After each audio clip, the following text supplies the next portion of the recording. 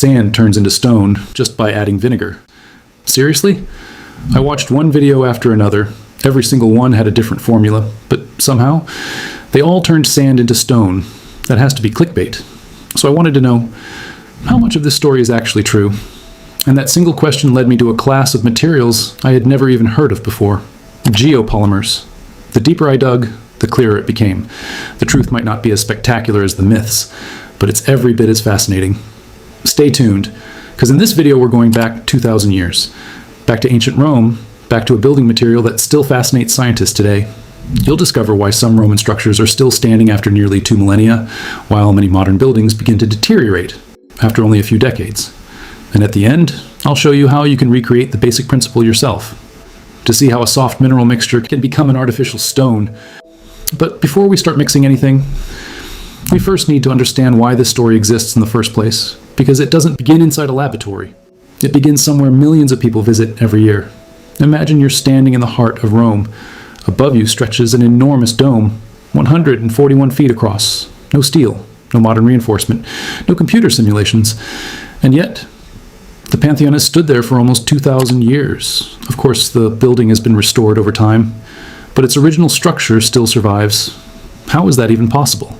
It becomes even more remarkable along the Italian coastline. Roman breakwaters have remained in direct contact with seawater for centuries. Every structural engineer knows salt water is one of concrete's greatest enemies. It seeps into microscopic pores. It attacks the material from within. It accelerates aging. So why do some Roman structures seem to survive precisely where modern concrete struggles the most? That question fascinated scientists too. So they collected samples from ancient Roman structures, not with hammers and chisels, but with scanning electron microscopes, X-ray analysis, and some of the most advanced materials science available today. And that's where the real surprise began. The researchers didn't discover a magical substance, no unknown element, no mysterious secret ingredient. Instead, they found something far more interesting. Time, more specifically. They discovered that certain minerals inside Roman concrete continued reacting over incredibly long periods. The material wasn't simply finished, it kept evolving, slowly, over decades, perhaps even centuries. Suddenly, a lot of things started making sense. Maybe the secret wasn't a single miraculous ingredient after all. Maybe it was the way the Romans combined ordinary materials. And that's exactly where another word appeared. A word that's becoming surprisingly relevant once again. Geopolymer. At first I assumed it was just another technical term buried inside scientific papers, but the deeper I looked, the more I realized this isn't just another building material. It's an entirely different way of thinking.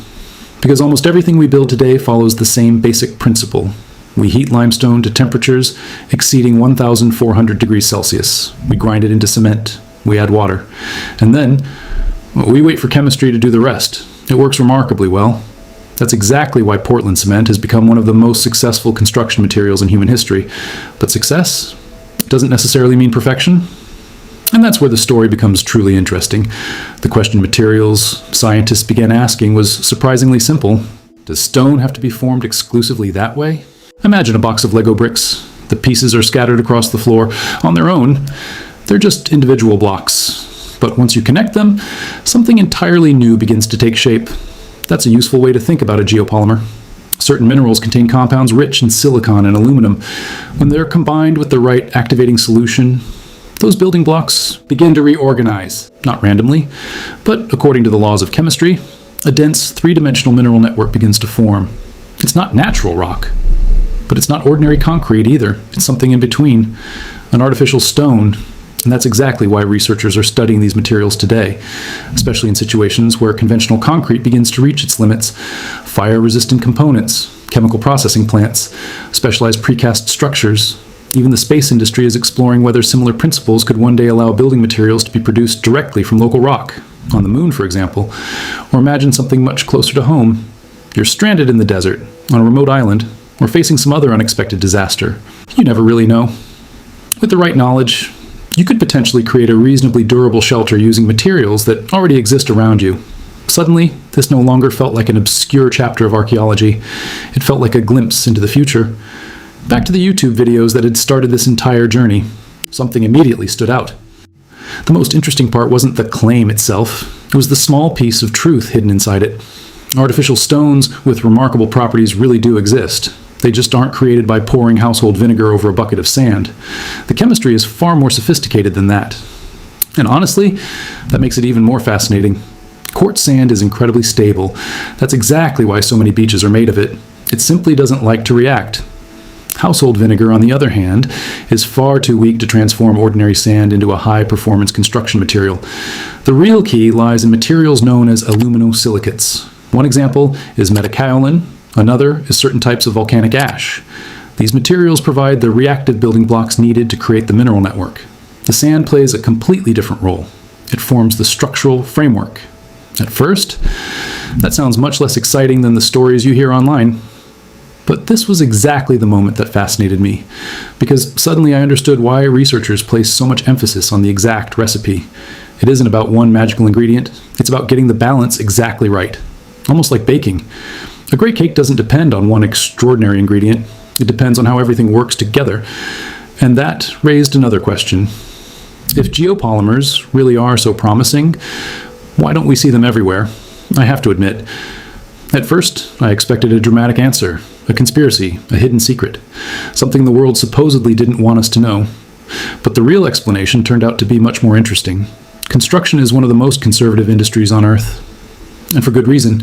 Every new material has to be tested, again and again. It needs certifications, standards, insurance approvals, long-term performance data, because nobody wants to discover 20 years later that a bridge is beginning to fail. Even if a new material performs brilliantly inside a laboratory, that doesn't mean entire cities will be built from it next year.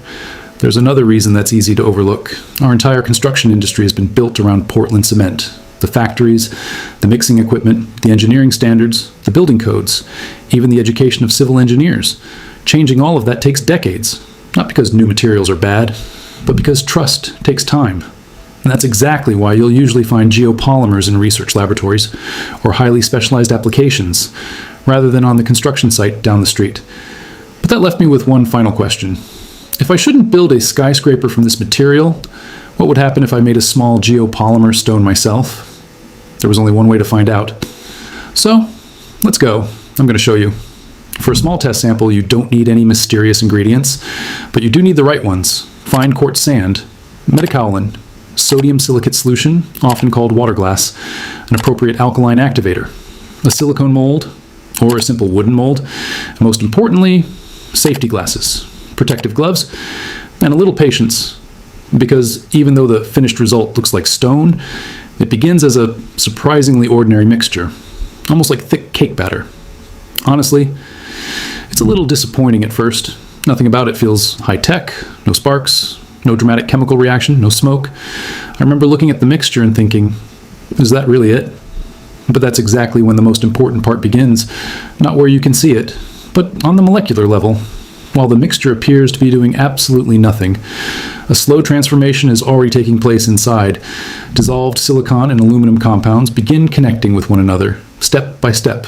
They form a stable mineral network, not in seconds, but over hours, and even days. It's a bit like baking bread. At first, the dough doesn't look particularly impressive, yet inside, countless tiny changes are happening. That's why patience is one of the most important ingredients in the entire process. After roughly 24 hours, the stone can usually be removed from the mold. But don't let that fool you. It may already feel surprisingly solid, yet its final properties continue developing over the following weeks. In fact, just like conventional concrete, many laboratories don't perform their final strength tests until about 28 days later. And this is exactly where beginners tend to make the same mistake. They try to rush the chemistry. More water, more heat, more speed. But chemistry doesn't care how impatient we are. It follows its own rules. When I finally held the finished stone in my hand, something immediately caught my attention. It felt different, heavy, dense, almost ceramic. Of course, a small test sample like this is not a certified construction material, and it was never meant to be. But suddenly, something clicked. Stone doesn't always have to come from nature. Under the right conditions, we can guide minerals into forming entirely new structures, not through magic, not through a secret recipe, but through chemistry.